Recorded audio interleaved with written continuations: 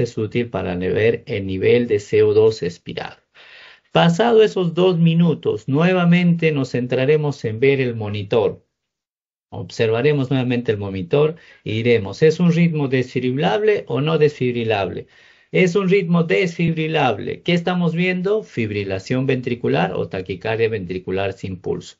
Haremos nuestra tercera descarga y continuaremos después de esa descarga realizando compresiones por otros 2 minutos más.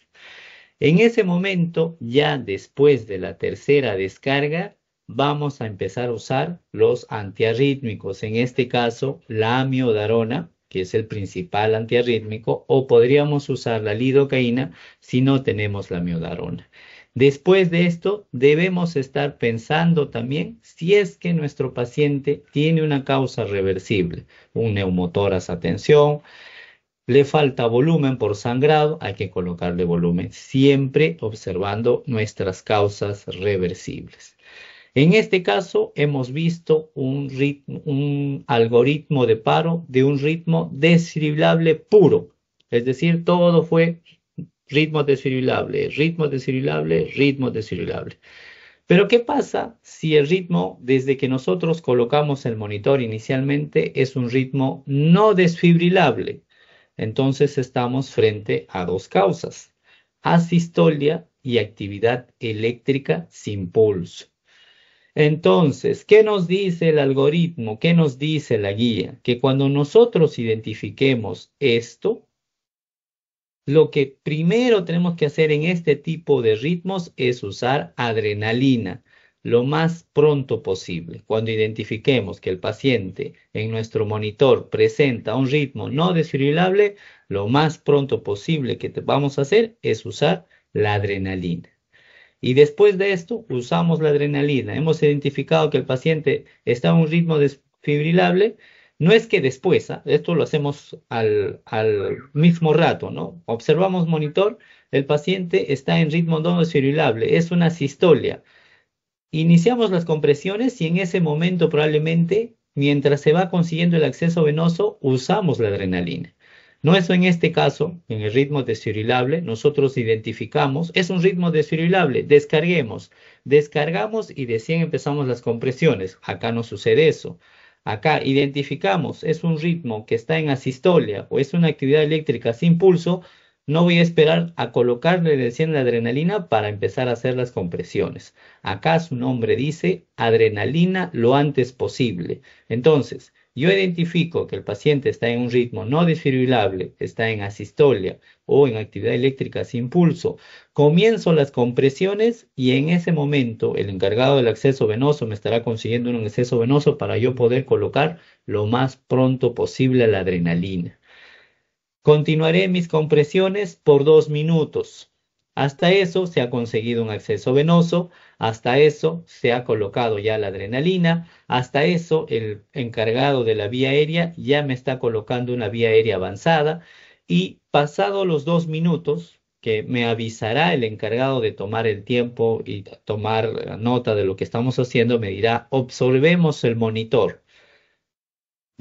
Pararemos de las compresiones, observaremos el monitor y nuevamente evaluaremos. ¿Es un ritmo desfibrilable o no desfibrilable? Entonces, como estamos ahora viendo un caso puro, diremos, no, no es un ritmo desfibrilable. Entonces, continuaremos nuevamente por 2 minutos más las compresiones. En ese tiempo estaremos viendo pues las causas reversibles. Nuevamente iremos a ver. Es un ritmo, pasado los 2 minutos, ¿es un ritmo desfibrilable o no desfibrilable? Entonces nuevamente haremos, no, es un ritmo no desfibrilable y continuaremos ese ciclo hasta que el paciente o bien restituya su circulación espontánea o bien ya nosotros tengamos certeza de que el cuadro es irreversible y por más esfuerzo que nosotros estemos haciendo, considerar si debemos continuar con la reanimación en este tipo de pacientes. Pero lo que yo ahora, hasta este momento les he dicho, estamos enfrentando situaciones del algoritmo puros, ¿no? Ritmos puros desfibrilables o ritmos puros no desfibrilables. Pero en la práctica, muchachos, estos dos tipos de ritmos se entrelazan. Puede ser que yo inicie el ritmo desfibrilable, tenga ritmo desfibrilable, descargue, haga mi RCP por 2 minutos, haga mis compresiones, me detenga a observar mi monitor y a partir de ahora mi monitor ya no es un ritmo desfibrilable, ahora es un ritmo no desfibrilable. Entonces en ese momento yo me pasaré a este lado del algoritmo. Y ahí nuevamente, ¿no? Ya no es desfibrilable, empiezo las compresiones. Si hasta ese momento no he colocado la adrenalina y ya tengo un acceso venoso, colocaré la adrenalina. Lo mismo sucede acá, lo mismo sucede acá. Dejar.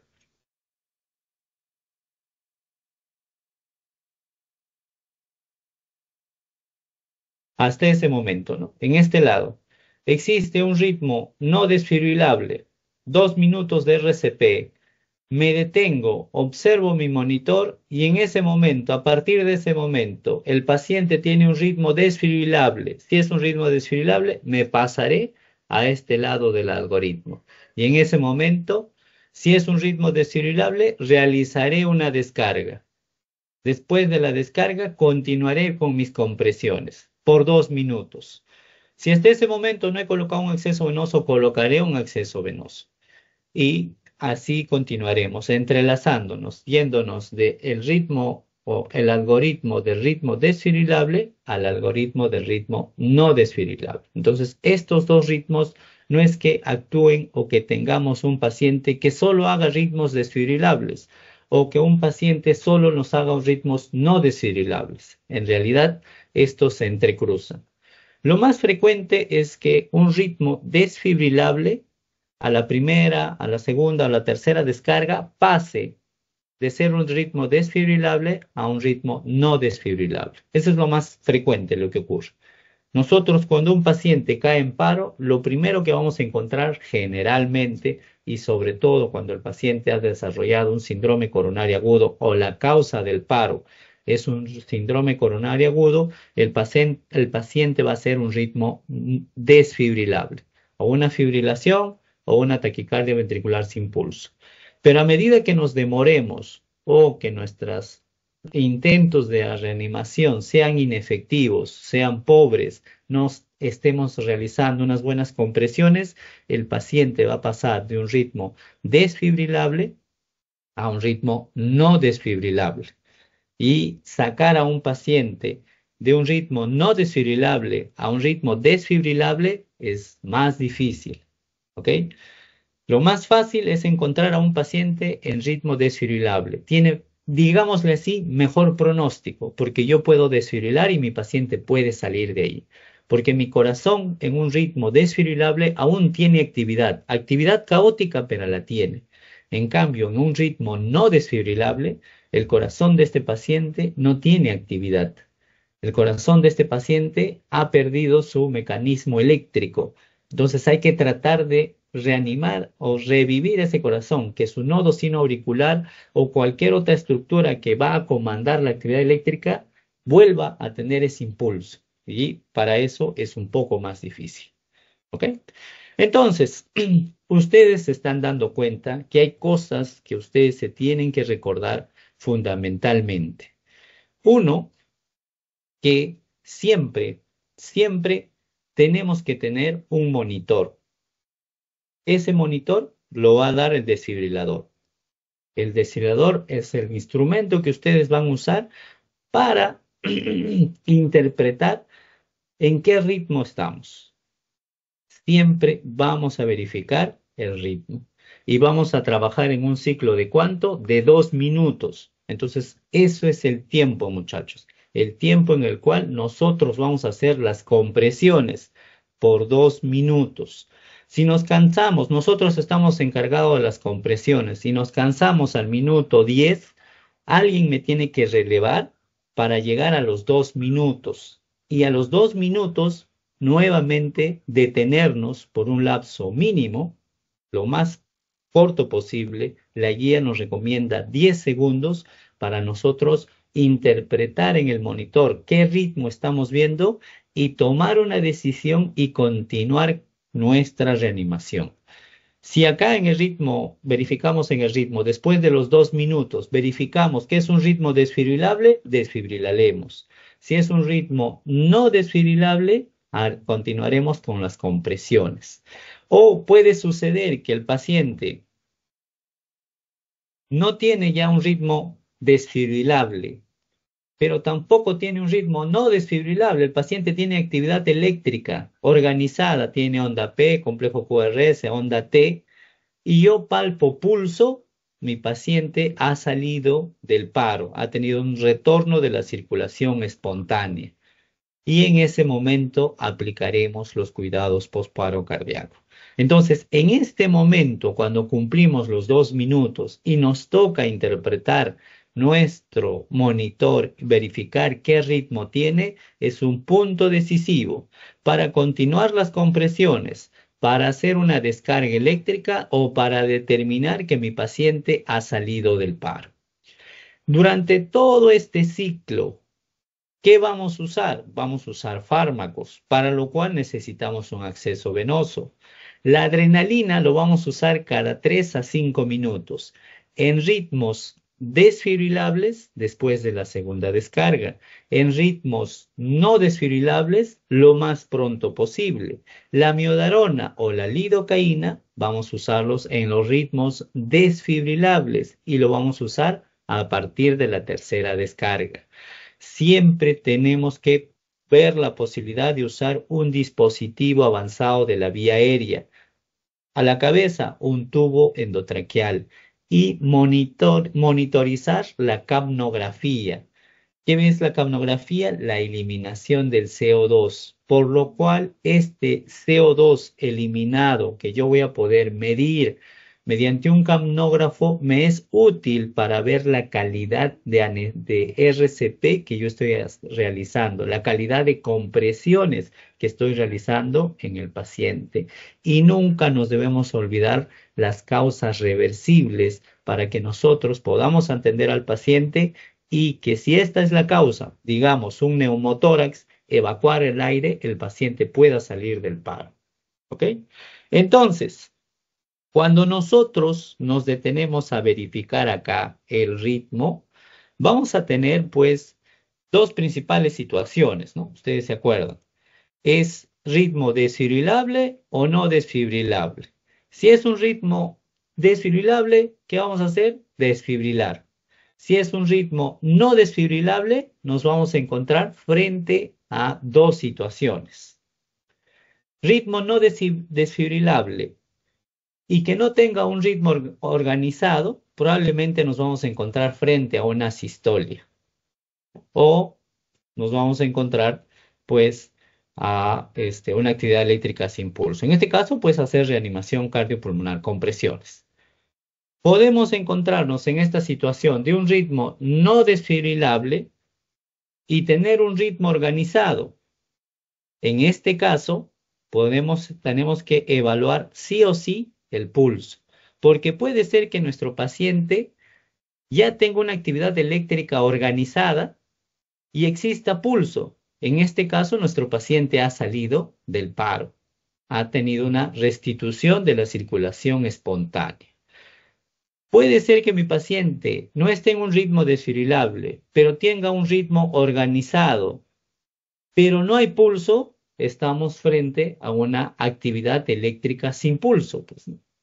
Y el caso en el cual nosotros vamos a tener duda, es un ritmo no desfibrilable, es un ritmo organizado, pero dudo, creo que sí tiene pulso, creo que no tiene pulso, en ese caso, considéralo como si no tuviera pulso y renide las compresiones.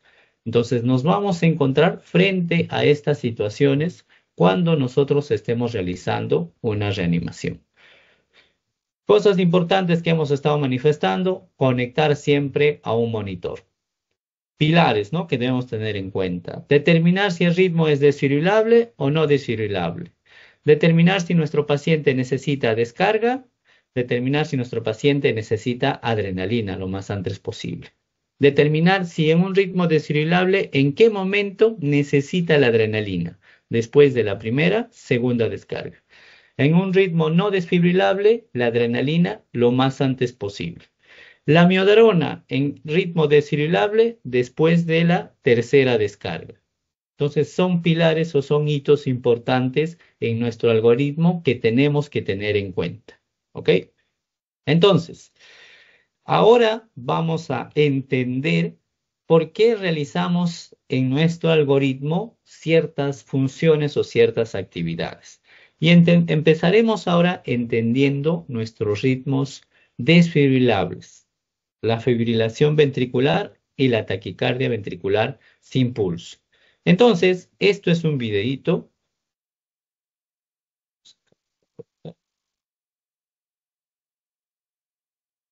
para identificar.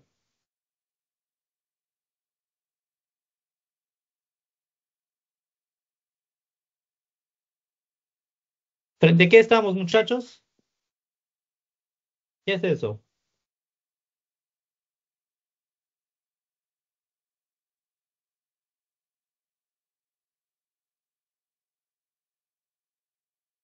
¿Hay alguien en clase, muchachos? ¿Están por ahí? ¿Están dando examen?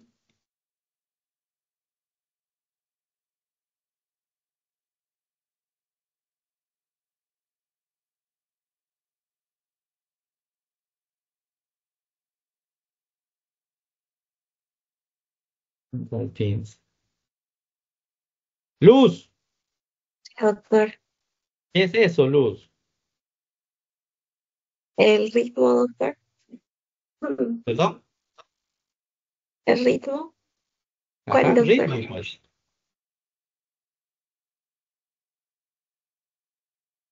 Es un monitor de signos vitales, doctor. ¿Qué miramos en el ritmo del monitor? Electrocardiograma. Ya, ¿qué ritmo es, muchachos? Fibrilación ventricular. Fibrilación ventricular, muchachos.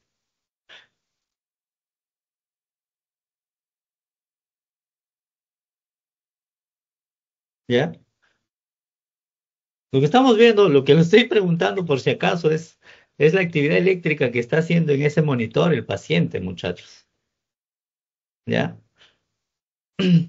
Entonces, o sea, la intención de que ustedes observen el monitor es de que me digan qué ritmo está teniendo el paciente, pues, ¿ya? Entonces, esto es un caso típico de una fibrilación ventricular, ¿ya? Ustedes estamos haciendo la teoría, ¿no? Que es una fibrilación ventricular, pero, o sea, la práctica es que ustedes identifiquen, pues, que esto es una fibrilación ventricular, muchachos. Y en una fibrilación ventricular, ¿qué tenemos? Dime, por Doctor, ahí una alguien, pregunta. dime. En caso de taquicardia ventricular tendría más forma, ¿verdad? Claro, ¿ya? Ahorita lo vamos a ver, ¿ya? Esto es una fibrilación ventricular.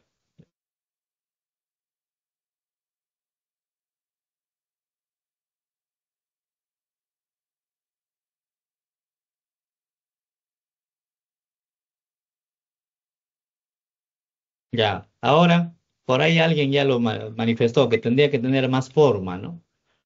Taquicardia ventricular. Exacto.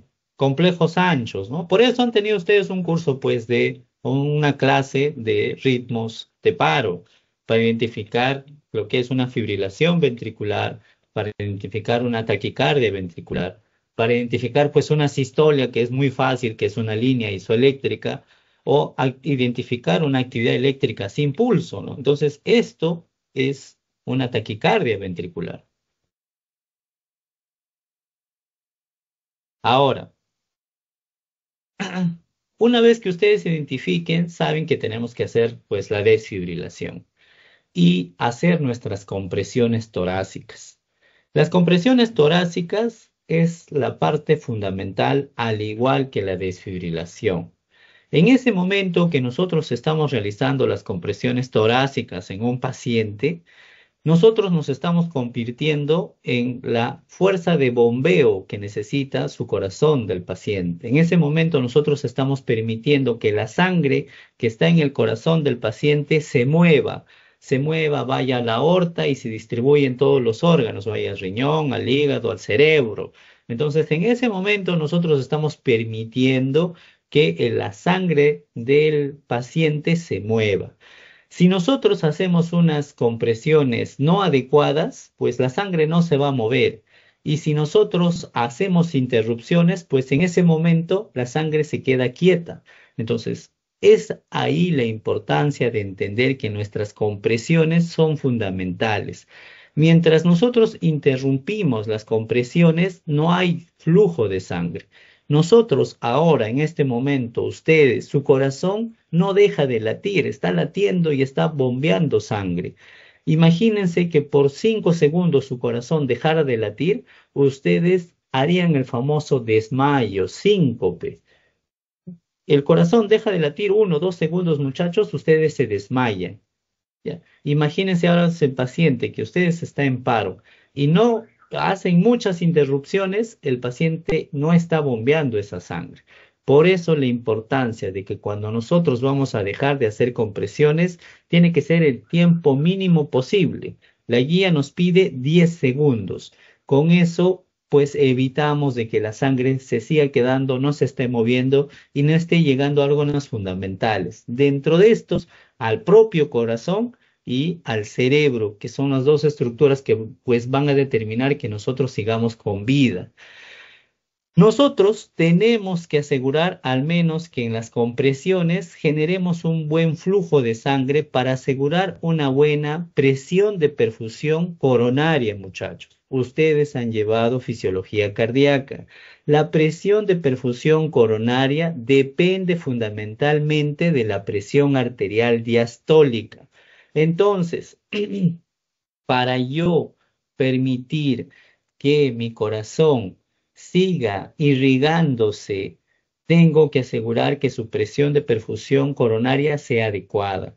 Lo óptimo que nosotros pedimos para que exista una restitución de la circulación espontánea es de que sea esta presión de perfusión coronaria más de 15 milímetros de mercurio.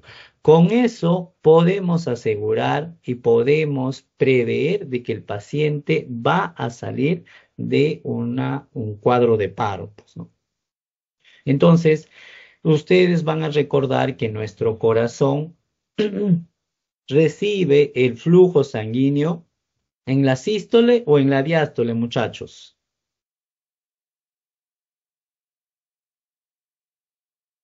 ¿En la sístole, doctor? En la diástole, muchachos. Nuestro corazón se irriga, nuestro corazón se nutre en la diástole. En la diástole es cuando le llega la cantidad de sangre. Acuérdense eso. En la diástole el flujo sanguíneo coronario aumenta. Miren ustedes esta gráfica. En la sístole el flujo sanguíneo coronario disminuye. En la diástole el flujo sanguíneo coronario aumenta.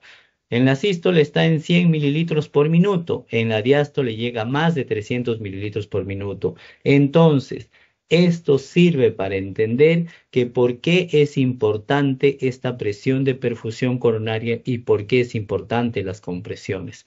Porque vamos a asegurar que en la diástole se generen estas presiones mínimas de más de 15 milímetros de mercurio para que el corazón se irrigue. Y si el propio corazón la sangre le llega adecuadamente a través de sus arterias coronarias, el corazón va a volver a latir. Su nodo sinoauricular va a empezar a tener oxígeno y va a empezar a actuar como el marcapaso natural para que el corazón vuelva a latir espontáneamente. Entonces, esa es la importancia. Nuestro corazón se irriga fundamentalmente en la diástole, muchachos. ¿Ok?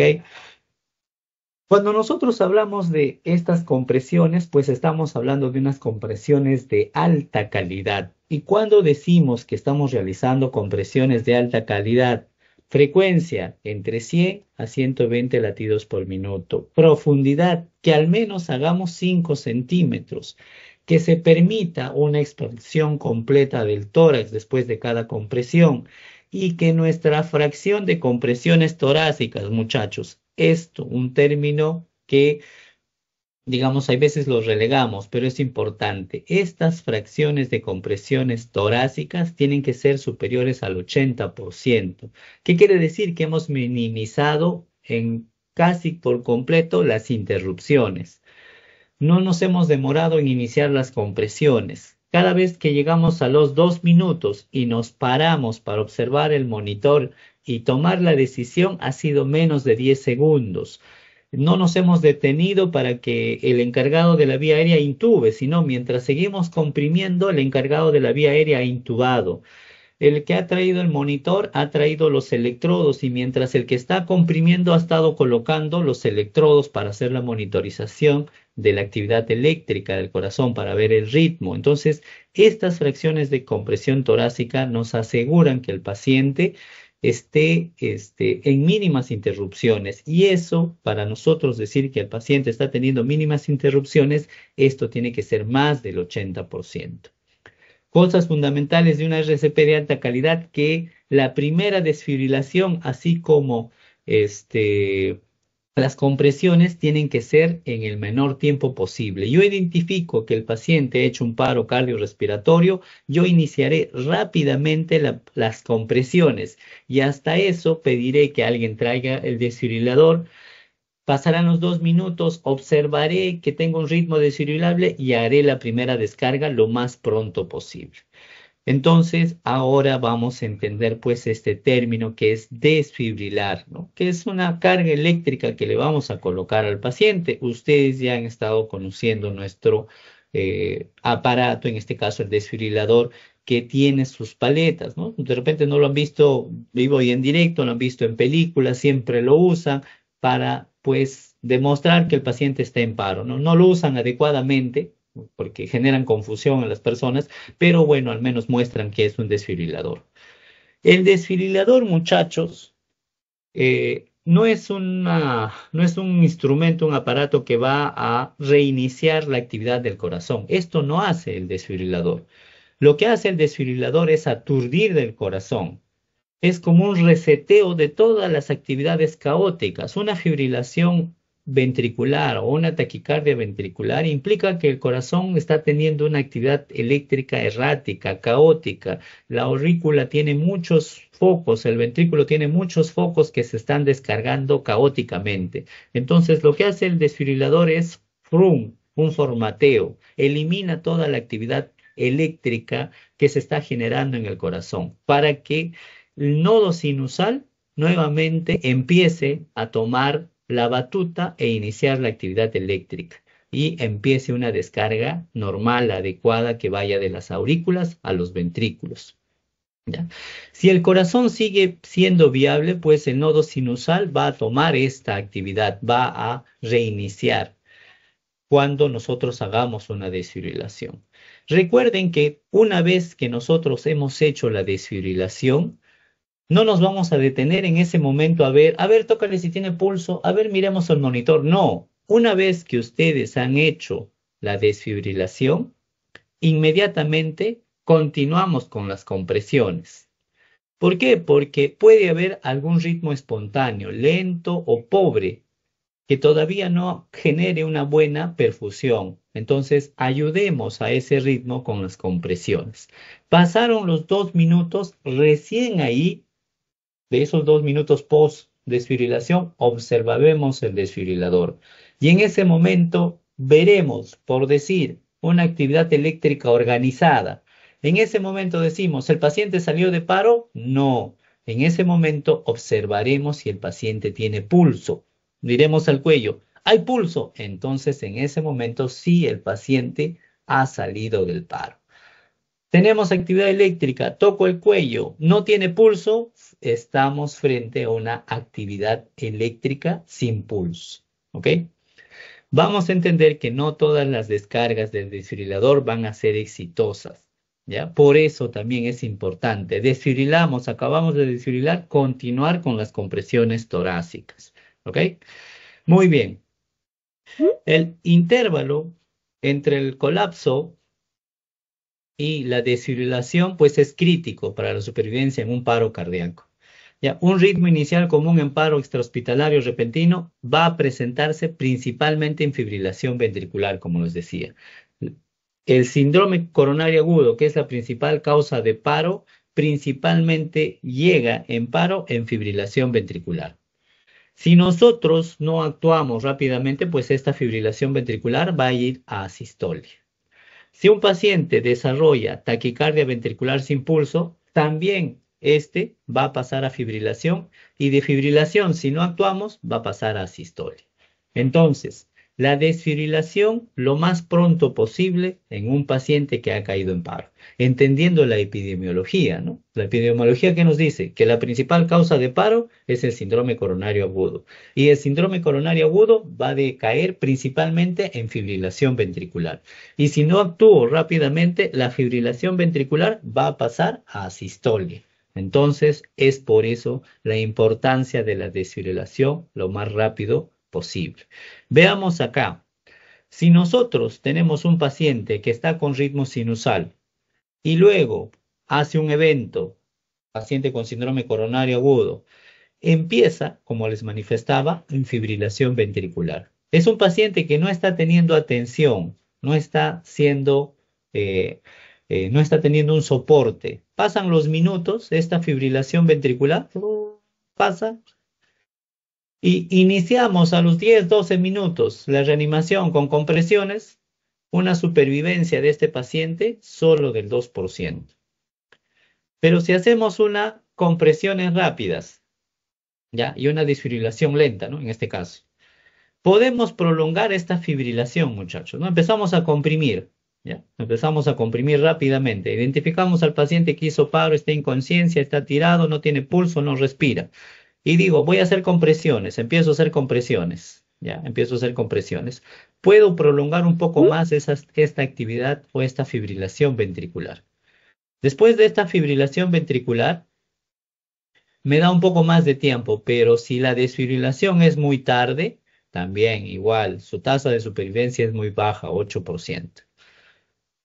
Si por el contrario, miren chicos, activo rápidamente, me doy cuenta, paciente cae, se desploma, digo, pasen, llamen la voz a un sistema de emergencias, yo empiezo a hacer las compresiones, llega rápidamente mi desfibrilador y actúo porque todavía mi paciente está fibrilando, actúo, mi paciente sale del paro, tasa de supervivencia del 20%. Si yo igual, activo el sistema de emergencia, hago las compresiones rápidas, mi desfibrilador llega rápidamente y continúo dándole un soporte adecuado en el post. Cuando el paciente ha salido de paro, tasas de supervivencia del 30 al 40%. Es por eso la importancia de hacer compresiones como de hacer la desfibrilación. ¿Por qué desfibrilación? Porque el principal ritmo de paro en el cual el paciente cae una vez que hace este evento es fibrilación ventricular. Si yo aplico lo más pronto posible, puedo tener tasas de supervivencia altas, 20, 30, 40%. Por eso la importancia.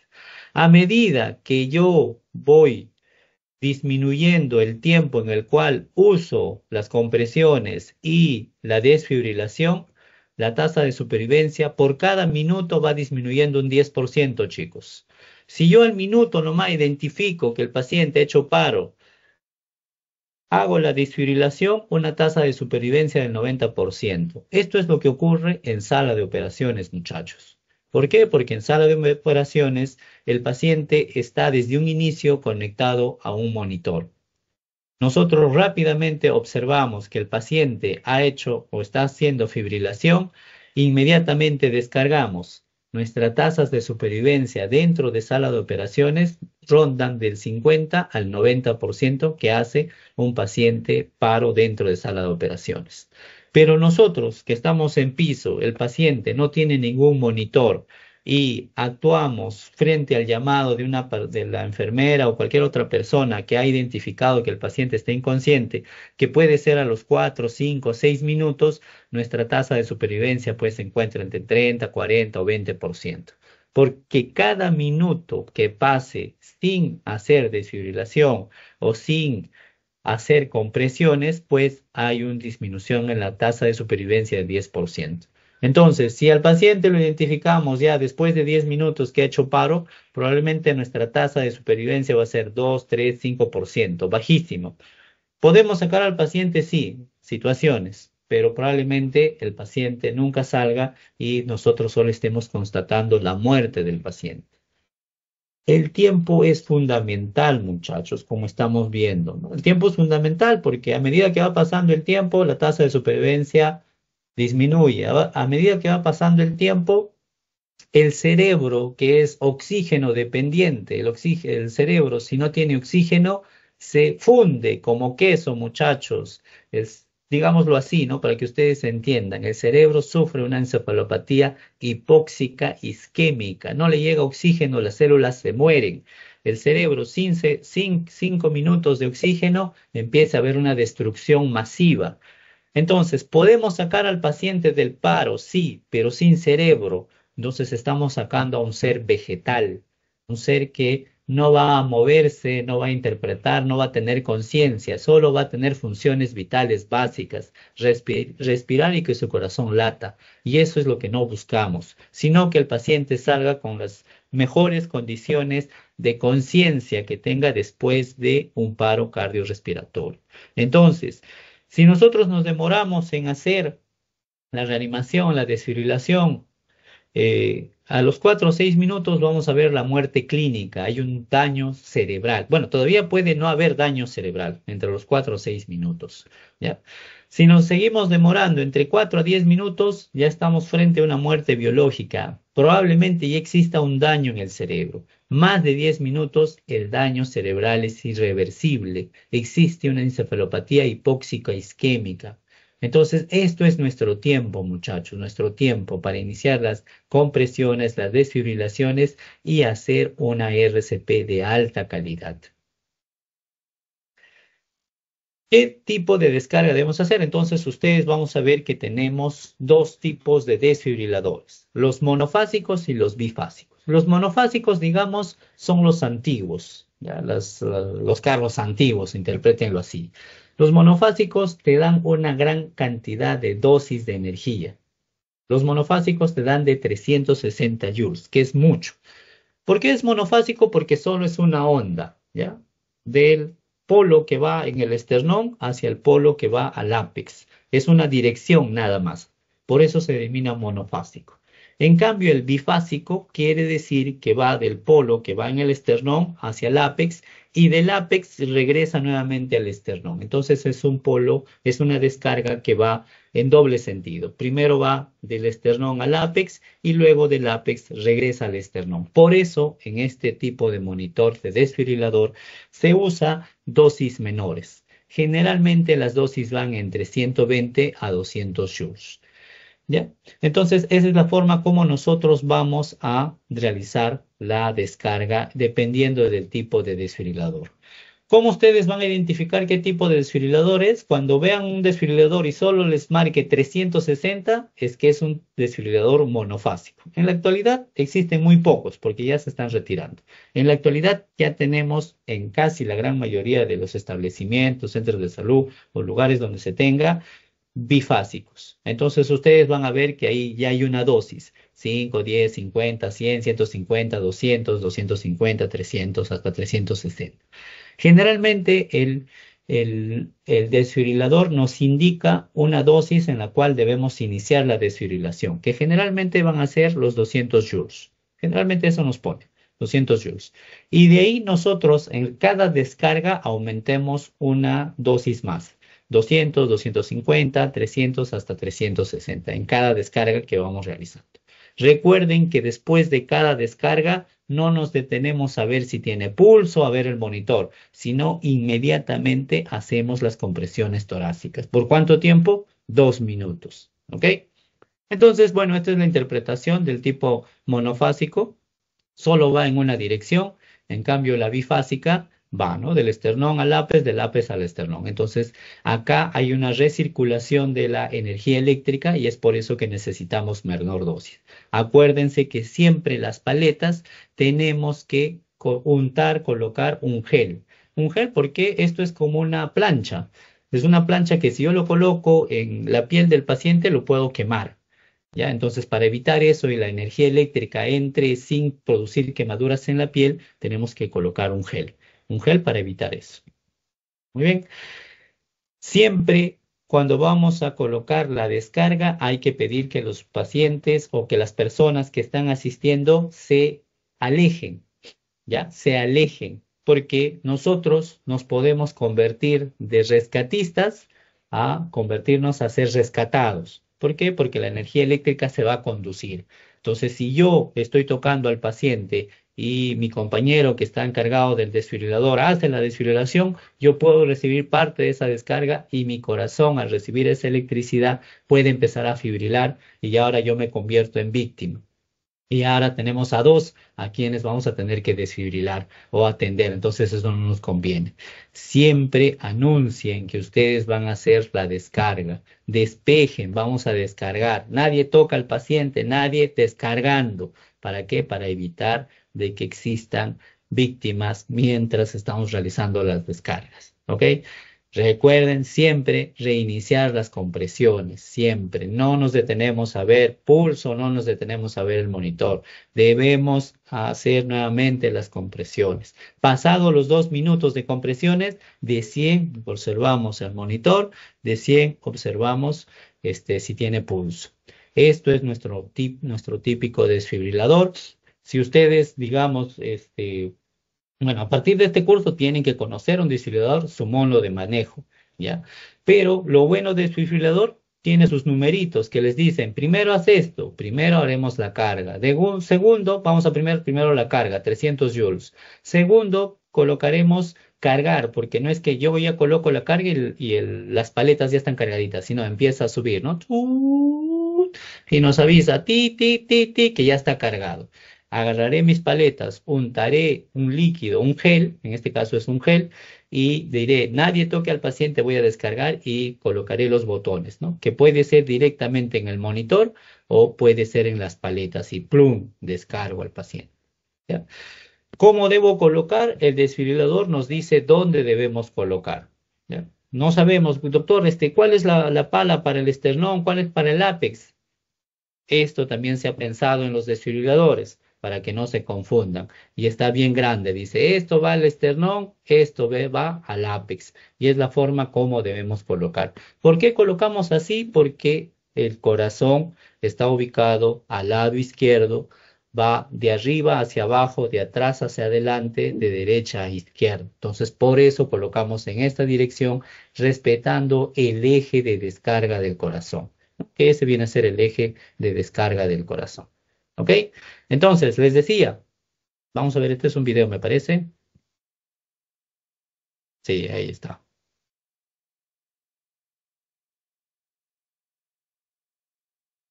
Son la desfibrilación manual en el desfibrilador Mindray Benehart D3 procede a ubicar la perilla en este modo. La desfibrilación manual se realiza en 3 pasos. Selección de carga, carga y descarga.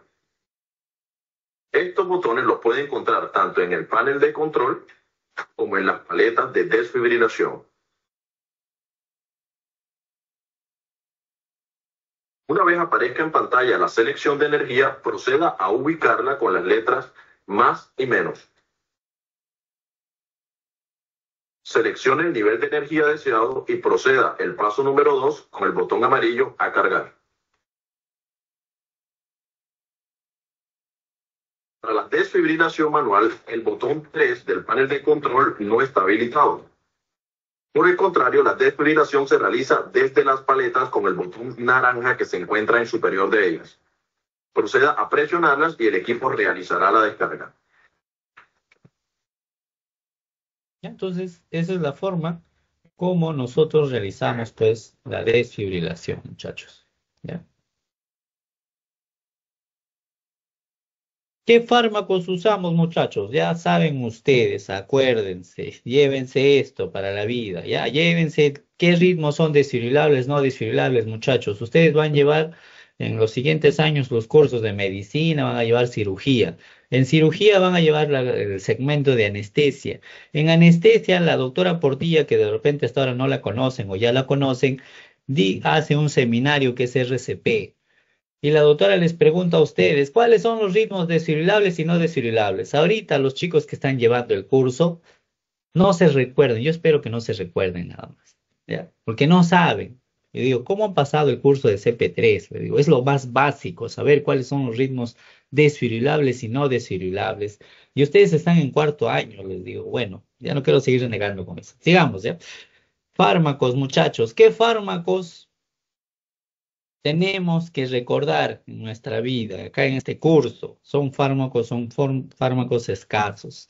Adrenalina, amiodarona, el oxígeno, y si no tenemos amiodarona, lidocaína, muchachos. ¿Ya? Son los 4 fármacos básicos.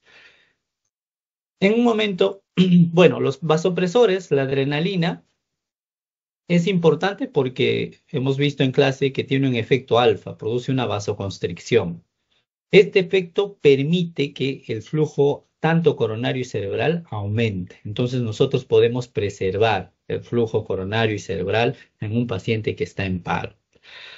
En un paciente en paro, cuando usamos la adrenalina, si es un ritmo desfibrilable, después de la segunda descarga. Si es un ritmo no desfibrilable, lo más pronto posible, cuando tengamos un acceso venoso o intraóseo. Ahí colocamos inmediatamente. La dosis, muchachos, de la adrenalina, 1 miligramo, ya sea intraóseo o intravenoso. ¿Ya? ¿Cada cuánto tiempo se repite? Cada 3 a 5 minutos. Eso es lo que nos pasa, nos dice la guía, muchachos. La guía es importante porque ya es un consenso internacional que nos da ciertas recomendaciones y pautas que nosotros debemos seguir. Pero tengamos en cuenta que hasta la actualidad ningún vasoconstrictor o vasopresor, que es lo mismo, pues aumenta la supervivencia en fibrilación ventricular o taquicardia ventricular. ¿Ya? Tenemos que usarlo porque, bueno, aumenta la frecuencia, el flujo sanguíneo cerebral y coronario, pero no nos demuestra que aumentara la supervivencia. Sí, pues aumenta la presión arterial diastólica. Hemos dicho que la presión arterial diastólica se encarga, pues, de mantener el flujo sanguíneo coronario. Entonces, esto nos puede permitir que la presión de perfusión coronaria aumente. Hemos manifestado que la presión de perfusión coronaria mayor a 15 milímetros de mercurio asegura una restitución de la circulación espontánea. Entonces, por eso la AJA sigue recomendando el uso de la adrenalina. ¿Ya? Vamos a ver que la adrenalina, ya haciendo un estudio más profundo de por qué usar la adrenalina o cuándo, en qué momento usar la adrenalina, vamos a ver que si nosotros realizamos unas buenas compresiones, las cuales estén asegurando unas buenas presiones de perfusión coronaria, que van entre 10 a 20 a 25 milímetros de mercurio, va a ser beneficioso para nuestro paciente. ¿Ya? Si nosotros no estamos haciendo unas buenas compresiones, por tanto, no estamos haciendo una pobre perfusión, presión de perfusión coronaria, probablemente la adrenalina no llegue, porque para que la adrenalina llegue necesita moverse. ¿Ya? Entonces no va a ayudar al paciente. Y por lo cual ahora en la actualidad puede ser que en la siguiente guía que salga ahora, que bueno, ustedes ya no la van a ver, pero de repente de acá en 5 años van a leer la guía porque les van a pedir una certificación y van a tener que actualizarse con la guía del 2025, puede ser que la adrenalina sea retirada, ¿no? Es un poco imposible, pero puede ser. ¿Por qué? Porque se ha visto pues que la adrenalina, si nosotros estamos consiguiendo buenas perfusiones de presiones de perfusión coronaria, puede no ser necesario la adrenalina, ¿ya? Y por el contrario, puede producir daño al paciente o no puede ayudarnos a salir. Pero ahora, en la actualidad, nosotros estamos usando la adrenalina porque aún se ha visto que es recomendable. Recomendable porque nuestras compresiones, nuestra reanimación es una reanimación, unas compresiones de alta calidad. Y con esa alta calidad estamos llegando a estas presiones de perfusiones coronarias que son necesarias para que el paciente salga de paro. ¿Ok? El antiarrítmico, el principal, muchachos, la miodarona. ¿Ya? ¿Cuándo lo usamos? Después de la tercera descarga. ¿Cuánto es el bolo que usamos? 300 miligramos. ¿La miodarona de cuánto viene? De 150 miligramos. Tendríamos que usar acá 2 ampollas. La siguiente dosis de la miodarona va a ser de 150. Y ahí nos quedamos. No damos más dosis. Si no tenemos amiodarona, tenemos la lidocaína, ¿no? ¿Cuánto es la dosis? De 1 a 1.5 miligramos por kilo. De ahí bajamos a la mitad, 0.5 a 0.75. En este caso, la lidocaína cada 5 a 10 minutos podemos usar. Todavía la evidencia no está totalmente fuerte, pero la AJA nos recomienda y otros fármacos no se han demostrado que sean útiles, ¿ya? Para que nos ayuden en la reanimación. Solo adrenalina, amiodarona y bueno, en este caso lidocaína. Existe un antiarrítmico importante que sí ha demostrado bastante utilidad, el sulfato de magnesio, ¿ya? Esto ya les he hablado muchas veces en las clases, muchachos. Las personas alcohólicas o que sufren intoxicación por alcohol consumen el magnesio, ¿ya? Y el magnesio disminuido a nivel plasmático se asocia con un tipo de taquicardia ventricular, que en este caso viene a ser las polimórficas invertidas, que son la torsada de Point. Entonces, en un paciente que nosotros observemos una taquicardia ventricular tipo torsada de Point, probablemente está en déficit de sulfato de magnesio, o en este caso de magnesio, entonces tenemos que colocar sulfato de magnesio. ¿Ya? Entonces, esto debemos usar una dosis de 1 a 2 gramos intravenosos o intraóseos diluidos, ¿no? El sulfato de magnesio viene de 1 gramo. Podemos usar de una ampolla a 2 ampollas, ¿no? Colocar directamente al paciente cuando identificamos este tipo de ritmo de paro, la torsada de Point. Entonces, ustedes están viendo que cuando nosotros estamos monitorizando a un paciente que está haciendo paro, ya no solo nos quedamos con lo que viene a ser la presión arterial, la saturación, ¿no? Causas eminentemente o monitores eminentemente fisiológicos, sino ahora podemos usar otro tipo de marcadores para nosotros decir que nuestras compresiones son buenas. Y en esto, en la actualidad, lo que sí ha demostrado con gran utilidad que nos hace ver que nuestras compresiones son buenas, son dos cosas. El CO2 al final de la expiración, mediante la capnometría y la capnografía, y la presión de perfusión coronaria, que son las dos cosas que sí han demostrado que nosotros podemos usar para ver la calidad de nuestra reanimación. Si bien es cierto, hemos visto que para tener una buena calidad de reanimación o de compresiones, tenemos que tener una buena frecuencia, 100 a 120, profundidad como mínimo 5 centímetros. Debemos permitir que el tórax se expanda adecuadamente. Entonces, y minimizar las interrupciones, que son las 4 opciones para nosotros tener una alta calidad de reanimación, pero nosotros podemos monitorizar y decir que sí, efectivamente lo que yo estoy haciendo, 100 a 120 por minuto, buenas compresiones, buena profundidad, mínimas interrupciones, lo puede evidenciar con marcadores fisiológicos. Uno, el CO2 que nosotros expiramos y dos, la presión de perfusión coronaria. Tenemos un mecanismo invasivo, ¿ya? Podemos colocar un catéter en la vena yugular que va a llegar a la vena cava superior, va a pasar la aurícula derecha, al ventrículo derecho y por ahí a la arteria pulmonar. Podemos hacer eso, ¿ya? Pero eso generalmente hacemos en unidades de cuidados intensivos o dentro de sala de operaciones. Ahí podemos hacer eso, que en este caso va a ser la saturación de oxígeno venoso, pero a nivel de la arteria pulmonar. ¿Ok? Entonces es un poco más avanzado. Pero lo más asequible que nosotros podemos hacer son estas dos cosas: el CO2 al final de la expiración y la presión de perfusión coronaria. Esas dos cosas sí lo podemos hacer. La saturación de oxígeno venosa sí es un mecanismo más avanzado, más invasivo, ¿ya? Que nosotros podemos usar. ¿Sí lo podemos usar? Sí, lo podemos usar. ¿Pueden llegar a este nivel de monitorización? Sí, podemos llegar a este nivel de saturación, pero empecemos al menos por estos dos que son los más básicos. El CO2, muchachos, ustedes van a recordar que nosotros en nuestro metabolismo celular se produce producto de la respiración celular, el CO2. Y el CO2 pues tiene que ir por nuestro torrente venoso a los alvéolos y de los alvéolos este CO2 sale. Y yo lo puedo medir, ¿ya? Mientras tenga mi máscara facial, puedo usar este dispositivo que puedo adosar entre mi máscara facial y el ambú, y ahí yo puedo medir el valor del CO2. Ustedes van a recordar que el CO2 a nivel arterial está en un rango de 35 milímetros de mercurio a 45 milímetros de mercurio. Eso es a nivel arterial. pero a nivel expiratorio habitualmente son menos 5 milímetros de mercurio, es decir, entre 35 a 40 milímetros de mercurio. Entonces, cuando yo estoy haciendo la reanimación, estoy forzando, estoy haciendo compresiones, estoy forzando que la sangre también vaya a mi pulmón y se permita un intercambio gaseoso. Va a ingresar oxígeno y va a salir CO2, pero como la circulación que estoy haciendo con mis compresiones es poca, el CO2 va a salir en poca cantidad. Puede salir 5, puede salir 10 milímetros de mercurio. Nosotros, con tener más de 10 milímetros de mercurio de CO2 en el gas expirado, podemos decir que nuestras compresiones son buenas.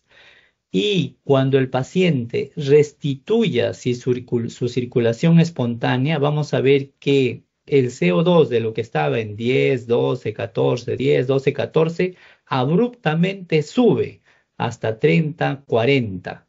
En ese momento es un marcador fisiológico de que nuestro paciente está saliendo del paro.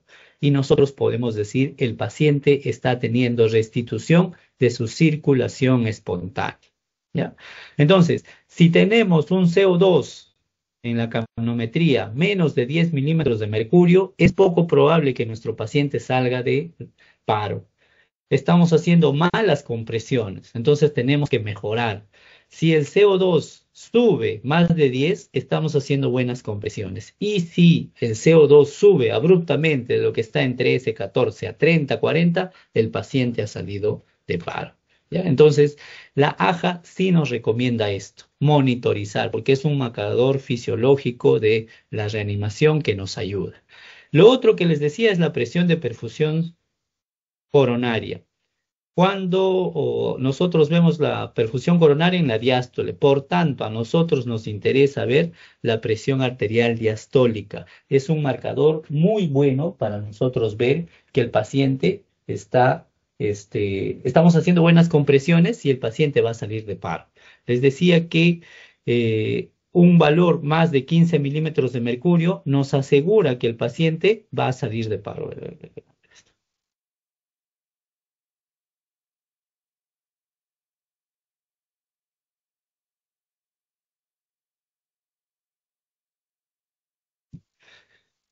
Nosotros, ¿cómo conseguimos eso, muchachos? Nosotros podemos colocar una línea o un catéter en la arteria.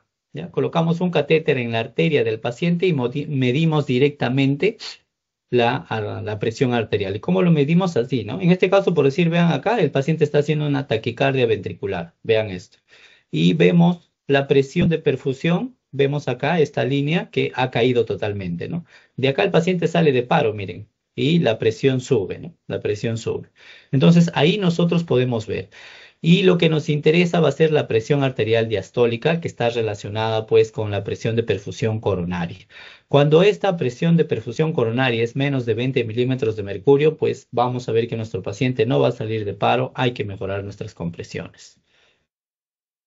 El CO2, les decía, que es un factor importante.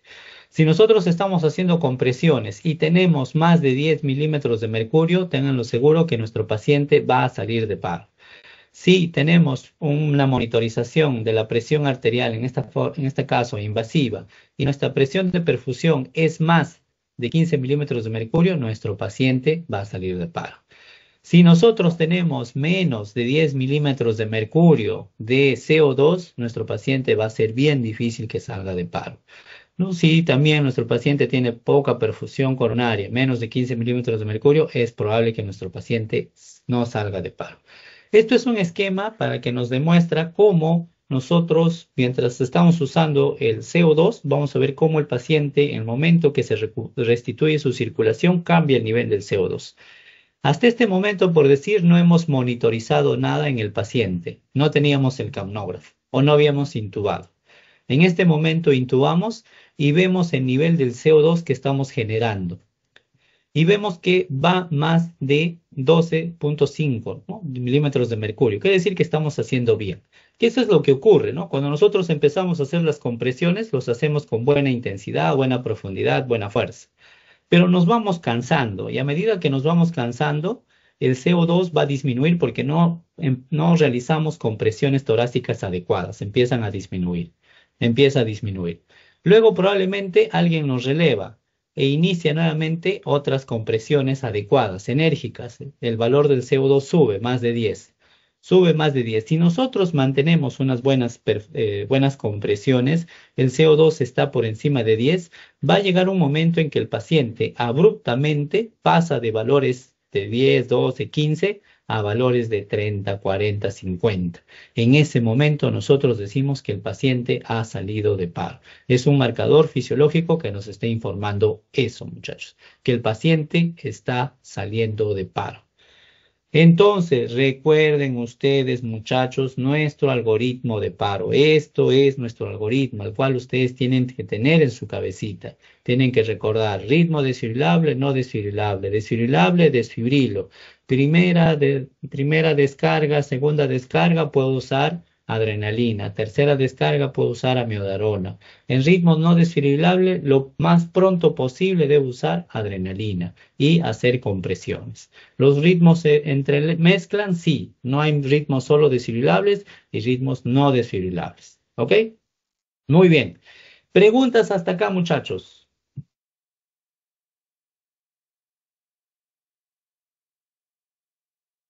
Yo creo que no hay preguntas, doctor. Ya son 50. Está bien, doctor. Doctor, yo 59. tengo una duda, doctor. Ya, ahí A ver, está, una muy duda. bien. Dime. Doctor, en caso de que la persona, bueno, no sé, hay hombres que tienen bastantes vellos en la parte del pectoral, ¿no? La zona pectoral. Entonces, en ese caso, ¿qué se puede hacer? O, bueno, son casos muy puntuales, Claro, ¿no? ¿qué me dijiste que tenía que? Bastantes vellos en la parte de la zona pectoral. Ah, ya, sí. Bueno, tenemos que buscar la zona menor vellosa. Sí es cierto, hay personas que tienen demasiado vello, ya, demasiado vello. Debemos untar con mayor cantidad de el gel, ya, porque lo que nosotros queremos es bypassear a esas zonas que van a quedar con aire. Ya, lo que nosotros queremos es de que el desfibrilador, la paleta, esté unido a la piel con el gel, entre estos dos con gel. El vello puede hacer que me genere zonas de aire, zonas atrapadas de aire. Entonces tengo que usar más gel, más gel. De lo que usamos poco, usemos más gel. Coloquemos más gel sobre el cabello del paciente. Y bastamos bastante gel y colocamos ahí sí. Hacemos una zona pastosa, entonces estamos quitando los espacios de aire que pudieran quedar atrapados en el pelo y va a atravesar la descarga eléctrica por el gel y va a llegar a la piel y bueno, va a pasar a través del corazón. Eso es lo que debemos que hacer. Ah, No se recomienda hacer rasurar en ese momento porque hay pérdida de tiempo. Aumentemos la cantidad de gel. ya, doctor, sí, muchas Listo. gracias. ¿Ok? Otra pregunta, muchachos. ¿Ya? Entonces, hasta acá, chicos, hemos visto lo que viene a ser el ritmo desfibrilable. Y como ustedes están viendo, el ritmo desfibrilable va a pasar de ser ritmo desfibrilable a ser un ritmo no desfibrilable. Y vamos a tener a la sistolia y a la actividad eléctrica sin pulso. ¿Ok? Entonces vamos a ver ahora eso. ¿Ya? La sistolia y la actividad eléctrica de impulso. Estas dos se van a relacionar. Estas dos desfibrilables y no desfibrilables están de la mano. Acá, para hacer algo teórico y hacer algo académico, la estamos separando, pero las dos están muy relacionadas. Entonces, ahora vamos a ver esto: asistolia y actividad eléctrica sin pulso. Entonces, lo mismo, muchachos. ¿Ya?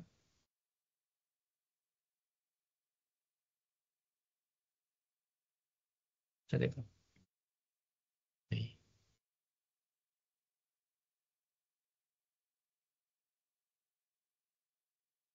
El típico, ¿no? Esto es de todas las películas que ustedes ven, novelas, series, fans, mangas, no sé, etcétera, etcétera, que ustedes ven, ¿no?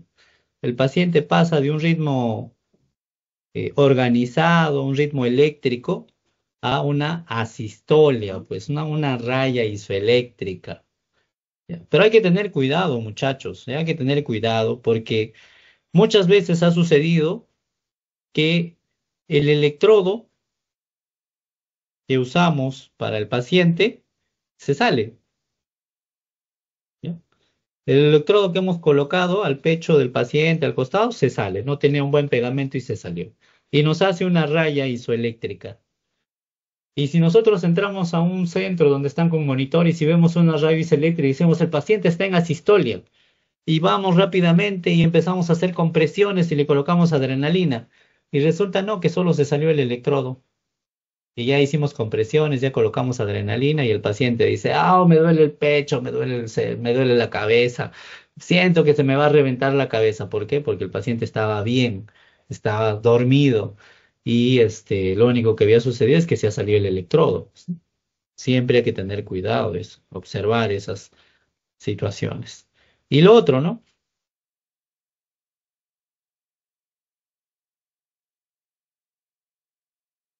Ustedes acá pueden observar que el paciente tiene una actividad eléctrica. El paciente, ustedes dicen, no, pero doctor, el paciente tiene onda P, complejo QRS, onda T, está bien, está rítmico, pero el paciente está inconsciente. Ustedes han palpado, no tiene pulso y no respira, pero ven esto, ¿no? No, doctor, el paciente está bien, debe haber un error. No, el error son ustedes, porque el paciente está en una actividad eléctrica sin pulso. El paciente tiene actividad eléctrica, pero probablemente no hay contenido. ¿Cuándo se produce esto, muchachos? La actividad eléctrica sin pulso. Está molestando ese sonido. ¿Cuándo ocurre ese sonido? Ese sonido o esa actividad ocurre principalmente cuando hay pérdida de volumen del intravascular del paciente. ¿Cuándo ocurre eso? Pacientes que están sangrando.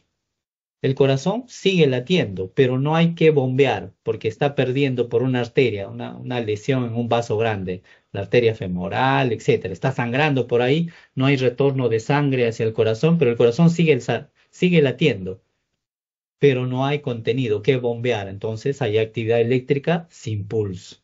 ¿Ya? Ocurre principalmente ahí, la actividad eléctrica sin pulso.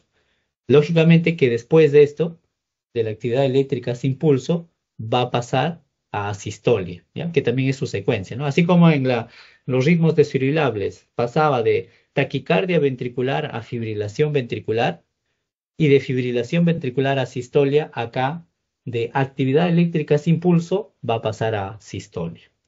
¿Qué fármacos usamos acá? Solo dos. No usamos amiodarona, muchachos. Acá nada que ver la amiodarona porque no sirve. La amiodarona es un antiarrítmico y como su nombre dice, va contra los ritmos. ¿Dónde hay ritmos? En las desfibrilables, ¿no? Fibrilación ventricular, taquicardia ventricular. En la actividad eléctrica sin pulso y en la sistolia solo sirven dos. La adrenalina y, bueno, nuestro oxígeno, ¿no? Que siempre tenemos que dar a los pacientes. Las principales causas: actividad eléctrica sin pulso, la hipovolemia, ¿ya? Y todas las demás, ¿no? Pero principalmente la hipovolemia. ¿En qué lado nos encontramos? Ahora nos encontramos en este lado. Vemos, aseguramos la escena. Observamos que nuestro paciente esté inconsciente. Colocamos el monitor y vemos que es un ritmo no desfibrilable, es asistolia, actividad eléctrica sin pulso. ¿Qué hacemos? Empezamos las compresiones y lo más pronto posible, cuando obtengamos un acceso venoso, adrenalina. Pasados los 2 minutos, observamos nuestro monitor, sigue en ritmo no desfibrilable, lo único que podemos hacer acá es compresiones. Compresiones, compresiones, compresiones y ver las causas reversibles. Si es por hipovolemia, hay que meterle sangre, fluidos, coloides, volumen, recuperar ese volumen, sangre, etc. Para nosotros que nuestro paciente pueda salir de ese cuadro. Entonces, ahora vamos a ver un caso, un ejemplo para que ustedes puedan interpretar y ver cómo se entrelazan los dos ritmos, los desfibrilables y no desfibrilables. Entonces, siempre ustedes que ingresen van a encontrar un paciente aparentemente inconsciente. Lo primero que tienen que hacer, pues, es asegurar la escena. Puede ser que el paciente haya estado usando su celular, quedó un cable pelado y ustedes van, les dicen, señora, ¿cómo está? Y ustedes se electrocutan y quedan inconscientes. Una vez que han asegurado la escena, no exista líquidos en el piso, etcétera, ven su estado de conciencia, ¿no? Señora, ¿se encuentra bien, señora? Le dirán, ah, sí, doctor, ay, me quedé dormido, es que no dormí en la noche ya. Señora, señora, despierte, despierte. La señora no despierta. En ese momento se preocupan. Señora, señora, no despierta. En ese momento evalúan. No está consciente su paciente. Evalúan pulso y respiración. Entonces, lo que siempre hacemos, ¿no? Verificamos la escena, verificamos si responde o no responde. Si ya no responde, empezamos a pedir apoyo. Ayudan acá en la cama 302, la paciente no responde, ayudan. Y ustedes empiezan a evaluar, ¿no? Piden, ¿tiene pulso o respira? Nuestras dos preguntas fundamentales. Respira y tiene pulso. Menos de 10 segundos. Y entonces esto vamos a hacer un recordaris, ¿no? Respira y tiene pulso. Bueno, se ha desmayado, ha perdido momentáneamente la conciencia, está hipoglicémica, es una causa también, que la paciente respira, tengo pulso, pero no responde, está hipoglicémica. Entonces, monitorizamos, sacamos exámenes, etc. Ponemos en posición de seguridad, lo que sea. Muy bien. El paciente no respira, pero tiene pulso, está en paro respiratorio. Entonces hay que dar ventilaciones de rescate, colocarle un tubo de mayo, de repente intubaré, la paciente se ha intoxicado con opioides, le colocaré naloxona para ver de repente ha sucedido este cuadro, ¿no? ¿Ya? Eso hemos visto. Y ahora la paciente no respira y no tiene pulso. En ese momento inicial, ustedes que están evaluando iniciarán su soporte vital básico con presiones 32. Ahí iniciarán con 32 y pedirán que les traigan un desfibrilador o un monitor. Y ahí es cuando inicia nuestro algoritmo de soporte vital avanzado. Vendrá un equipo que uno empezará a canalizar, hará el acceso venoso, otro colocará los electrodos para empezar a ver nuestro monitor. Pero ustedes empezarán inicialmente en secuencia 32. Pero cuando ya viene su equipo, viene un segundo rescatador, un tercero, y empieza alguien a tomar el tiempo, ya empezaremos a hacer por 2 minutos nuestras primeras compresiones. Entonces, bueno, llega nuestro desfibrilador, ¿ya? Y nosotros vamos a ver, pasado los primeros 2 minutos de compresiones, nos detendremos y miraremos nuestro monitor, una vez que ya hemos colocado nuestros electrodos, pues, ¿no? Hemos colocado nuestros electrodos, tenemos nuestro monitor, pasó los 2 minutos y nos detenemos a ver. Y miraremos en nuestro monitor. ¿Es ritmo desfibrilable o no desfibrilable? En este caso diremos, es un ritmo desfibrilable. ¿Qué tenemos? ¿Tenemos fibrilación ventricular o tenemos taquicardia ventricular sin pulso? ¿Qué vamos a hacer ahí, muchachos? Pueden ser participativos, ¿no?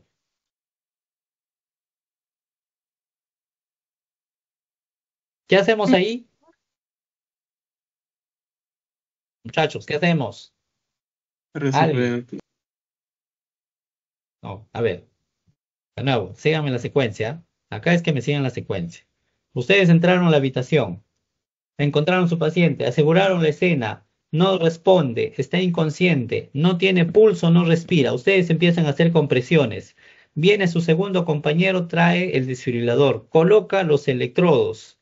Alguien le está tratando de conseguir un acceso venoso, ¿ya?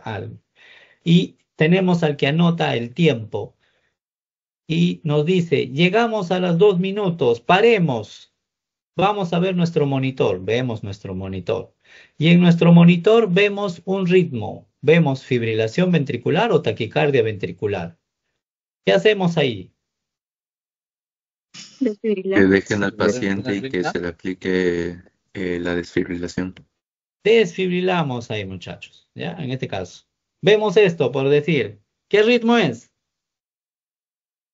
Fibrilación ventricular. Es una fibrilación ventricular. Nosotros vemos eso en el monitor, ¿qué hacemos? Desfibrilamos. ¿Qué es esto?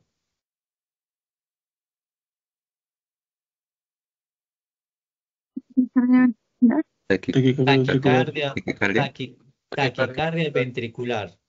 Digan todo el nombre completo, muchachos, ¿ya? Porque van a ver taquicardia auricular, ¿ah? Completo, taquicardia ventricular y en este caso sin pulso, ¿no? Para que sea paro. ¿Ya? Entonces, tenemos estos dos ritmos, o el paciente está fibrilando o el paciente está haciendo taquicardia ventricular. ¿Qué hacemos? Desfibrilamos, muchachos. Agarramos, colocamos nuestras paletas y decimos, nadie toque al paciente, voy a desfibrilar, voy a descargar y ¡plum! Después de descargar, ¿qué hacemos, muchachos?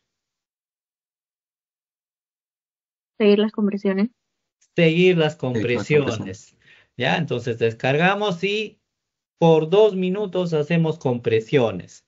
Nos podemos cansar, nos intercalamos con nuestro encargado del monitor, pero hacemos por 2 minutos.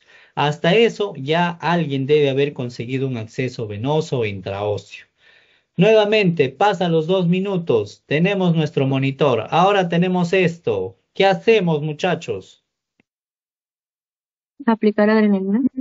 Ya, ese es el diagnóstico. ¿Qué hacemos? Eso es taquicardia ventricular. Claro, sin pulso, ya. Estamos bien, todos estamos de acuerdo. Ahora, ¿qué hacemos? ¿Qué Descargar. hacemos? Aplicar un poco de Descargamos. fibrilación. Desfibrilamos, muchachos. Nuevamente desfibrilamos. La segunda desfibrilación. Alguien está anotando, nuestro encargado de anotar, ¿no? El encargado de nuestro equipo de reanimación está anotando. Ya vamos, segunda descarga, dice. ¿Qué hacemos nuevamente? Continuamos con las compresiones. Ya han pasado 2 descargas. Colocamos adrenalina. Si es que hasta ese momento no hemos intubado al paciente, hay que intubarlo y colocar una capnografía, ver cómo está el CO2. Entonces ya tenemos nuestro encargado de la vía aérea, empieza a intubar mientras está haciendo las compresiones y observamos esto, muchachos, en el CO2. ¿Qué ustedes dirían al que está haciendo las compresiones con esto?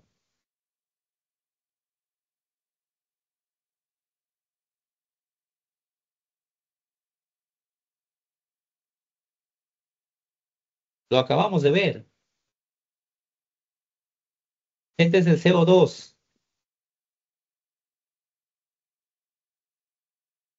Hay una compresión de baja calidad. Exacto. ¿Qué le dirías al que está haciendo compresiones? Que cambie. Que realice bien. Ajá. Que haga una compresiones de alta calidad, que mejore la frecuencia, que mejore la profundidad mayor de 5 centímetros. Le diría, ¿estás cansado? Te puedo hacer cambio porque de repente ya te cansaste.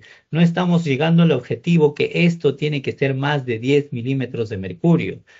Entonces digo, ¿sabes qué? Te cansaste, yo te reemplazo, voy a entrar yo, el encargado del monitor, voy a hacer las compresiones, ¿ya? Entonces, pasan los 2 minutos nuevamente, muchachos, y tenemos esto. ¿Qué es eso?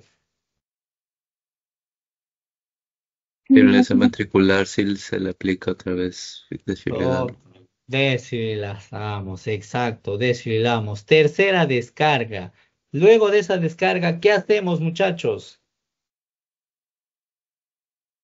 Y ahora Seguimos aplicando fármaco. Ya, pero, esta es pregunta trampa, es pregunta trampa. Continuamos las compresiones. ¿Ya? Después de la tercera descarga, ya, descargamos y decimos, ¿ya hay que colocarle hemodrona? No, continúen haciendo las compresiones. Y en eso el líder dirá, oye tú que estás encargado de las fármacos y acceso venosos, colócale un bolo de 300 miligramos de amiodarona. ¿Ya? Ahí colocaremos nuestra primer bolo de amiodarona, pero no inmediatamente descargado, sino compraremos compresiones, y ahí, mientras se está haciendo las compresiones otras 2 minutos, colocaremos la amiodarona, la primera dosis. Y nuevamente haremos nuestro tiempo, pasará 2 minutos y miraremos nuestro monitor. Tenemos esto, chicos, en nuestro monitor.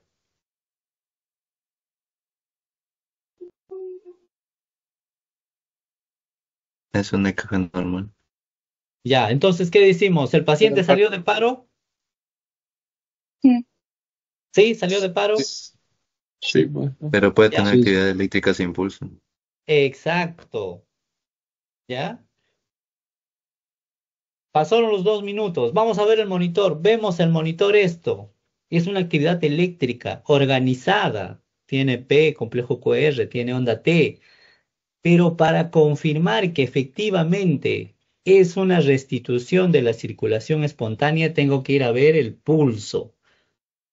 El paciente tiene pulso, ¿no? Vamos a ver el pulso. El paciente tiene pulso, ahora sí decimos somos el éxito, hemos restituido la circulación de este paciente. El paciente salió de paro, estamos bien. Ahora le damos atención post-paro al paciente. Pero ¿qué pasa? Bueno, ahí está, ya el paciente tiene un EKG normal, tiene presión, tiene saturación, el CO2 ya está en valores normales, entonces el paciente ha salido del paro. Todos nos abrazamos felices, salió el paciente de paro. Pero ¿qué pasa si no tiene pulso? No podemos aplicar desfibrilación. Ya, entonces, ¿qué hacemos? Cambiar el algoritmo. La miradona. No, amiodarona nada que ver. Ya estamos, ahora nos estamos yendo al otro lado del algoritmo. Estamos frente a una actividad eléctrica, hay actividad eléctrica sin pulso. Estamos ahora en el ritmos no desfibrilables. Y en ritmos no desfibrilables no hay amiodarona. Lo único que hay Adrenalina es nomás. adrenalina y compresiones. Entonces, ¿qué hacemos? ¿Ya? Pues bueno, esto puede degenerar a una sistolia, pues, ¿no? La actividad eléctrica va a llegar a una sistolia. Entonces, en este caso, ¿qué hacemos? Solo colocamos adrenalina y hacemos compresiones, nada más. ¿Ya? Vamos a ver otro caso. Igual, la misma paciente, ustedes van, la chinchosa paciente de toda la vida, ¿no? Van, evalúan, aseguran la escena, la paciente está inconsciente, no responde, evalúan presión, evalúan pulso y respiración, no tiene pulso y respiración, y nuevamente dicen, ayúdeme, ven a ver, la paciente volvió a hacer paro. Nuevamente empiezan, ¿no? Ya, igual, lo mismo, ya bueno, esto ya es recordaris. Y nuevamente estamos en paro, llega el desfibrilador y nuevamente nos hacemos la misma pregunta. Pasaron los 2 primeros minutos de compresiones, nos hacemos la misma pregunta. Vemos nuestro monitor, ritmo desfibrilable o no desfibrilable. Hay que ver nuestro monitor. Vean ustedes esto en el monitor, ustedes dicen, esta es una actividad eléctrica. Tengo que comprobar si el paciente tiene pulso o no tiene pulso. El paciente no tiene pulso. ¿En qué estamos? En ritmos no desfibrilables. Y estamos en actividad eléctrica sin pulso, muchachos. Estamos en actividad eléctrica sin pulso. Tiene actividad eléctrica, pero el paciente no tiene pulso. Entonces, ¿qué corresponde hacer acá? Adrenalina, lo más pronto posible. Hasta que yo pueda colocar la adrenalina, ¿qué hacemos? Compresiones. Compresiones por 2 minutos. Llegaré a conseguir mi acceso venoso, ahí colocaré la adrenalina. También intubaré a mi paciente, miraré la capnografía. También tiene utilidad en estos ritmos no desfibrilables la capnografía. Nuevamente, pasaron estos 2 minutos, otra vuelta. Me detengo a observar qué está pasando con mi paciente en mi monitor. Ahora en mi monitor tengo esto. ¿Qué piensan ustedes, chicos? ¿Qué es? Asistolia. Asistolia, muchachos, asistolia. Pero ustedes siempre tienen que pensar, cuando vean esto, asegúrense, sí, es asistolia, pero tengo que cerciorarme de que el electrodo no se me haya salido, muchachos, ¿ya? Asegúrense siempre. Cuando vean esto, bueno, sí es asistolia, pero asegurémonos que no se haya salido el electrodo, porque puede estar camuflando una fibrilación ventricular, una taquicardia ventricular. Entonces, ustedes saben que en esos casos una desfibrilación es muy importante, pero en una sistolia, una desfibrilación no tiene importancia. Entonces, asegúrense que efectivamente esto sea una sistolia. ¿Y cómo me aseguro que los electrodos estén colocados? O que la impedancia o el tamaño que he puesto en mi monitor sea adecuado, porque hay veces se le pone en un tamaño muy chiquitito a las ondas que parecieran que el paciente está en asistolia. Entonces hay que ver en qué tamaño he puesto para que mi monitor me vea, ¿no? Pueda yo ver. Entonces, otra vuelta, ¿no? Veo asistolia nuevamente. Lo único que puedo hacer es compresiones. Compresiones y ver las causas reversibles, ¿no? Si el paciente ha sangrado, colocarle sangre. Si el paciente está haciendo neumotórax, tratar de evacuar eso. El paciente está frío, hipotérmico, tratar de mejorar el calor. ¿Qué más? Está hipercalémico, bueno, eso es un poco difícil de determinar, a no ser que tengamos un análisis para determinar que el paciente, pues, ver el estado de hipercalemia, ¿no? Entonces, vemos estas causas, pues, ¿no? Las causas reversibles que nosotros podemos evaluar en ese momento en el paciente que está en ritmos no desfibrilables, ¿ya? Entonces, una vez que eso, pasaron otra vuelta a los 2 minutos. Nos detenemos a ver nuestro monitor, vemos nuestro monitor y vemos esto. ¿Qué estamos?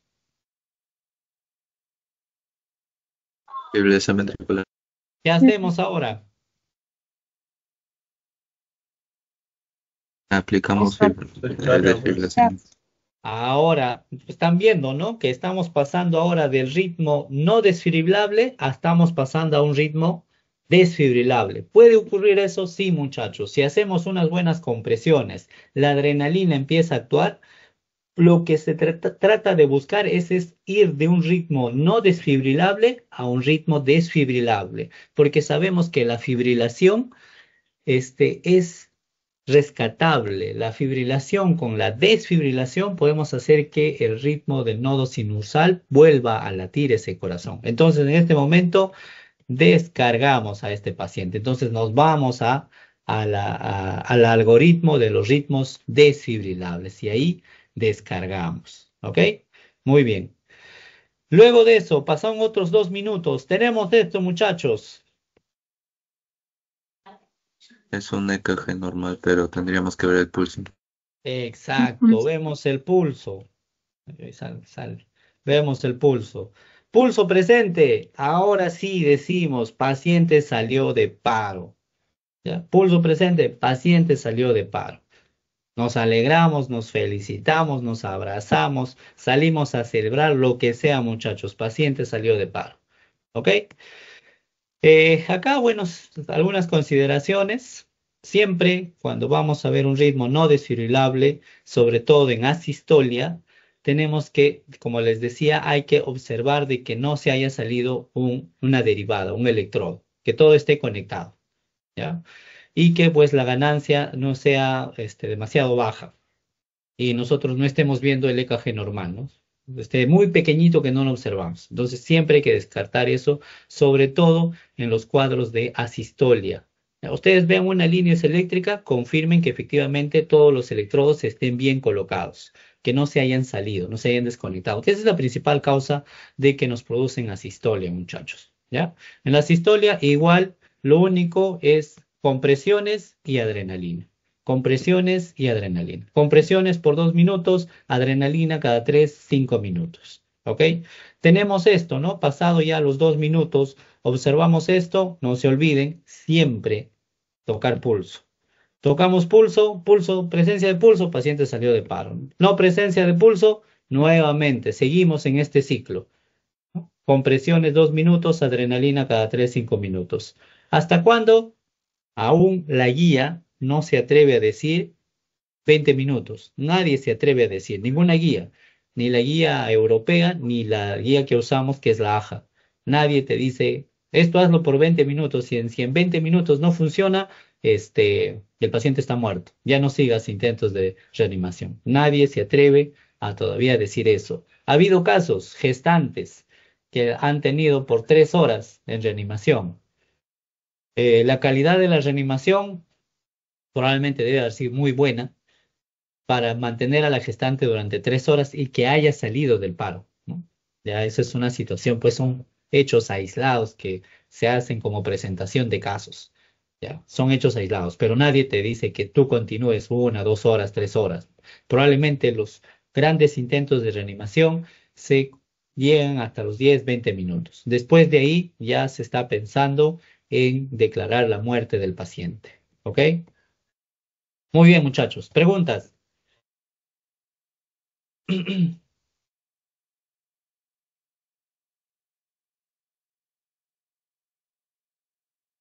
Está bien, doctor.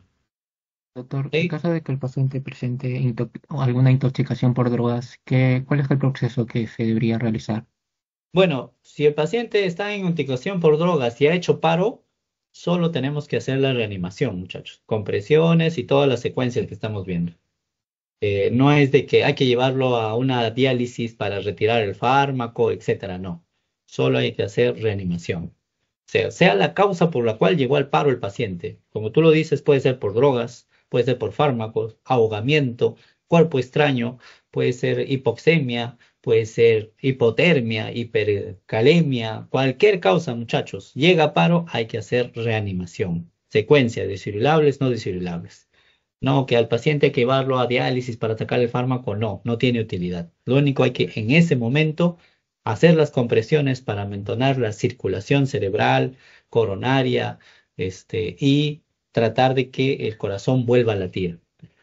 Diferente es que el paciente haya hecho un paro respiratorio por intoxicación, ya sea por benzodiazepinas, clonazepam, midazolam, que a veces sobre todo, principalmente, según la epidemiología, chicos, usan pues para llamar la atención en un intento de suicidio, ¿no? Ustedes van a llevar curso de psiquiatría, van a ver que la mayor cantidad de intentos de suicidio es dado por las mujeres, pero la mayor cantidad de suicidas son los varones, ¿ya? Porque según la epidemiología, las mujeres buscan llamar la atención a lo que el varón consuma el acto del suicidio, ¿no? Por eso los intentos de suicidio generalmente está dado por mujeres y el suicidio, en fin, consumado y dado, está dado por los varones. Entonces, acá en los intentos de suicidio, principalmente está dado por benzodiazepinas, ¿no? Intoxicación, toman 15, 20, 30 tabletas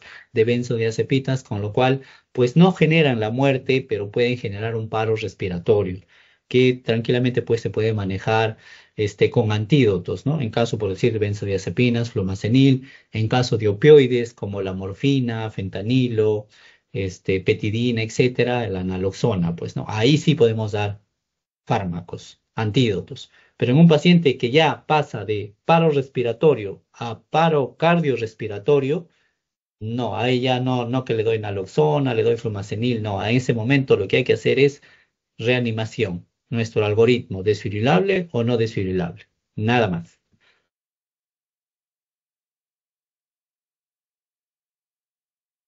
Ok, doctor, Doctor, gracias. en el caso de que existiera un marcapaso en el cuerpo de la persona, ¿cómo puede identificar eso?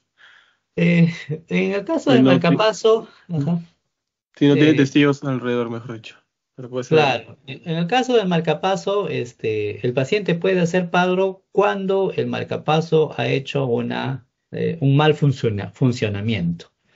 ¿Ya? La finalidad del marcapaso es que el corazón pues nunca deje de latir. ¿Ya? Esa es la finalidad del marcapaso. Entonces, con un marcapaso, un paciente rara vez va a dejar de latir su corazón. ¿Ya?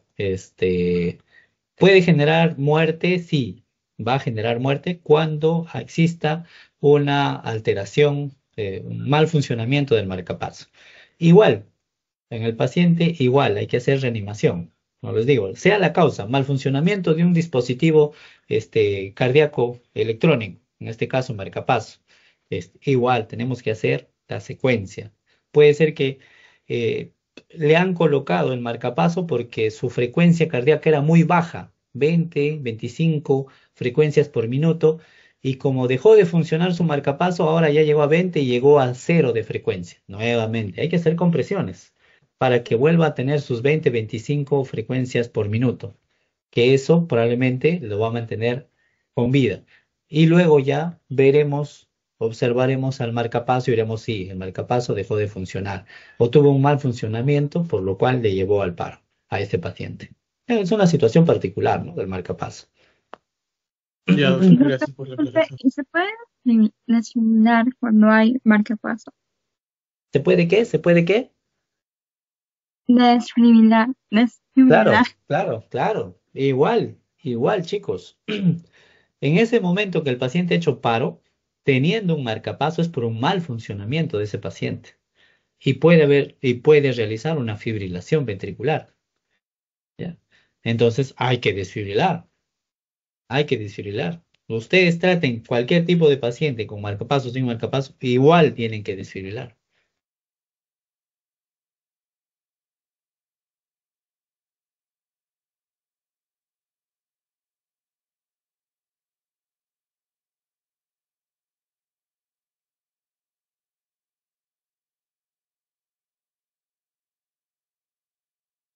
Ya, preguntas chicos, más preguntas.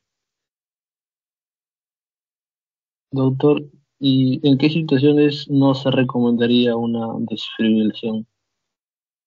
Bueno, la recomendación sería ritmos no desfibrilables, pues muchachos. Es la única recomendación. Ustedes ven en el monitor que es un ritmo no desfibrilable, no desfibrilen, pues. Esa sistolia o actividad eléctrica sin pulso, ahí no desfibrilen. En todo lo demás se desfibrila. No existe una contraindicación de no desfibrilar.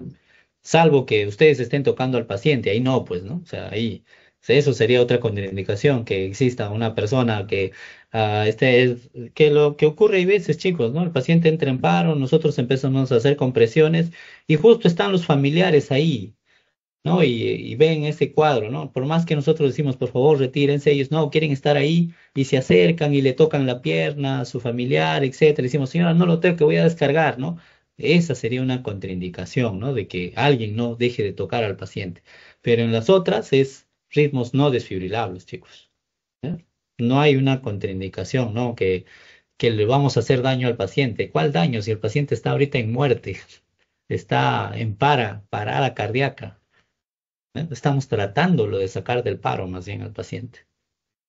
¿Ya? Eso me hace recordar también, alguna vez estábamos haciendo reanimación a un paciente en sala de operaciones y mi colega, bueno, una de mis colegas, ya era la tercera descarga, le tocaba la miodarona y en esto, bueno, la miodarona tiene efecto adverso de producir hipotensión, muchachos, ¿ya? La miodarona produce hipotensión. Pero en un paciente que está en paro, el paciente está hipotenso, muchachos, el paciente está muerto. Ya en ese momento la colega dijo, no, no, no le coloquen amiodarona, va a ser hipotensión, pero ¿qué hipotensión va a ser si el paciente está en paro? Ya estamos en tercera descarga, necesita su amiodarona, según algoritmo, ¿no? Ya, entonces eso es.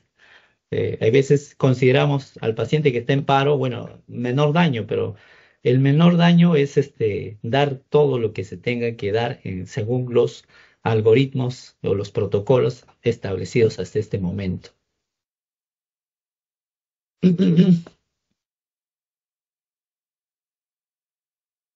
Listo, más inquietudes, más preguntas, chicos. Bueno, si no, todas las inquietudes y preguntas se generan en el examen, pues. Doctor, disculpe, a pesar de que esté intoxicado o drogado, para así decirlo, igual se le aplica la adrenalina a todo. Exacto, igual. El algoritmo que ustedes están viendo, chicos, intoxicado, alcohólico, el paciente alcohólico en coma etílico, también se le coloca la adrenalina. Ah, Doctor, pero no, doctor, una cosa, ¿no se debería de tratar la causa, bueno, antes de la subyacente o es necesario, o sea, al mismo tiempo, digo? claro, o sea, por eso ahí tenemos las causas de las H y las T. Esas causas, esas. Ya, pero- Podríamos tratar. Neumotoras a tensión es aire dentro del pulmón, que eso sí podemos tratar, por eso se llaman reversibles, ¿no? Causas reversibles. Y hay causas irreversibles, pues, ¿no? Que por más que nosotros hagamos los intentos de reanimación, no vamos a prolongar, ¿no? Probablemente ahí van a entrar todo lo que ustedes me dicen, ¿no? El paciente que está, por decir, intoxicado con benzodiazepinas hasta dosis extra humanas, ¿no? Una dosis súper gigantes. Por más que hagamos los intentos, no vamos a conseguir la restitución de la reanimación. Puede ser. Drogas, opioides o efectos de cocaína, etcétera, por más que hagamos la reanimación, estamos dándole una chance a ese paciente. Por más que hagamos la reanimación, si son drogas, son dosis súper altísimas, no vamos a constituir la restitución de la circulación. Pero en esas causas que ustedes ven, las H y las T, Probablemente sí, ¿no?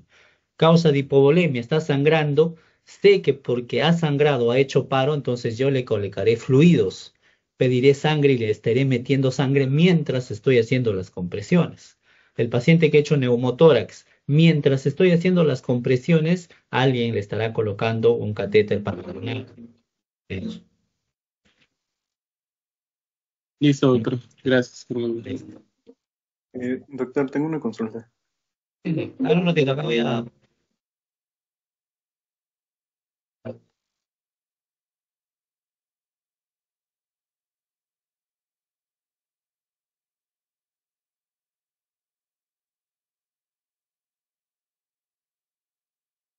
Ya. A ver, díganme, Bueno, chicos. mi consulta era si existe alguna situación clínica en la que se priorice lo que es la atropina en sistolia en lugar de adrenalina. Ya, la atropina se usa antes de que el paciente haga paro. Paciente que está bajando su frecuencia, 30, 50, 40, 30, ahí puedo usar la atropina. Una vez que el paciente ha llegado a sistolia, ya no puedo usar la atropina. Uso adrenalina. La atropina no se usa en el paciente que está en paro cardiorrespiratorio. Para nada. Solo Listo. vamos a ver, ustedes van a tener ahora de cada 3, 4 semanas una clase de bradiarritmias o bradicardia. Ahí van a ver la atropina.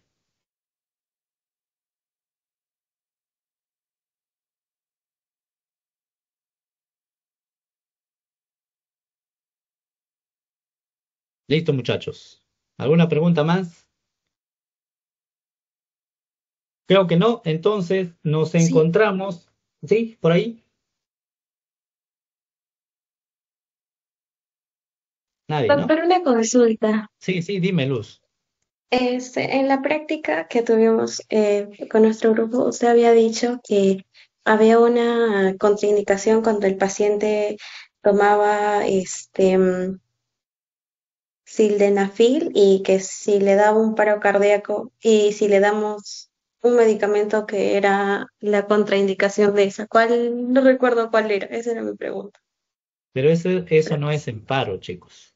No, no es en paro cardiorrespiratorio. Eso es en el paciente que está haciendo una isquemia miocárdica. Ahí está la contraindicación de usar nitroglicerina en el paciente que ha tomado sildenafil. En un paciente que está haciendo una isquemia. Acuérdense que isquemia miocárdica no es sinónimo de paro. El paciente puede estar despierto, tener el dolor y no llegar a un paro. ¿Ya? El paciente todavía está despierto, habla, tiene pulso, respira. Para manejar a ese paciente y que previamente ha tomado sildenafilo, no podemos usar nitroglicerina o nitrato de isosorbide o cualquiera de esos. En el paciente en paro no tiene que ver nada de eso. Nada de eso. El paciente está en paro. No respira, no tiene pulso, está inconsciente. No hay que confundir. No se confundan. ¿Ya? Y está bien la pregunta para que, bueno, salen sus dudas.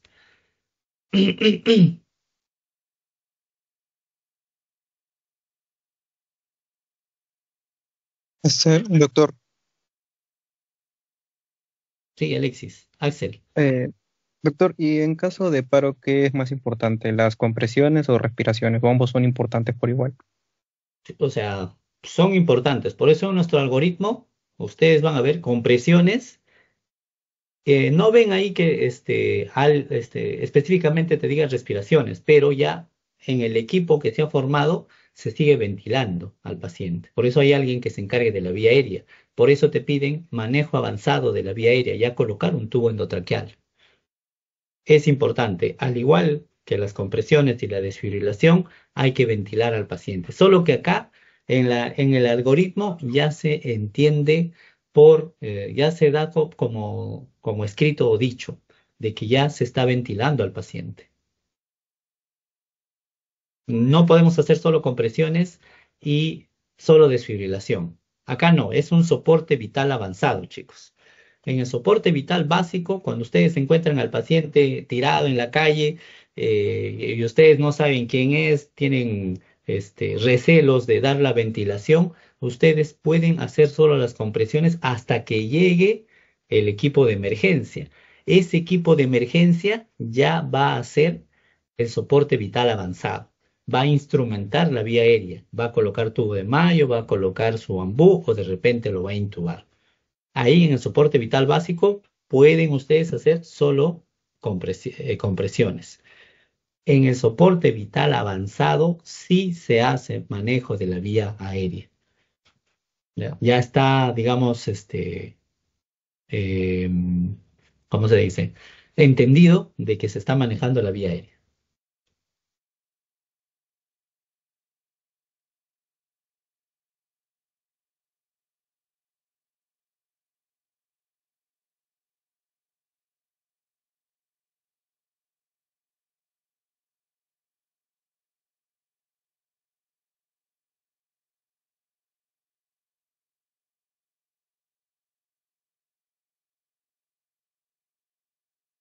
Listo. ¿Preguntas? Así me dejan despedirme. Ya chicos, entonces nos vemos el siguiente viernes. Por favor, procuren no llevar tantas cosas, no lleven instrumentos eléctricos, sobre todo relojes, ¿ok? Pueden llevar, bueno, sus celulares que van a dejar en su mochila, que tampoco van a dejar en otro sitio y no van a estar acompañados de ustedes, ¿ok? Muy bien. Muy bien chicos, nos vemos la siguiente semana. Buen fin de semana. Muchas gracias, doctor. Listo Luego, chicos. Muchas gracias. Hasta cuídense. luego, doctor. Hasta Muchas luego. gracias.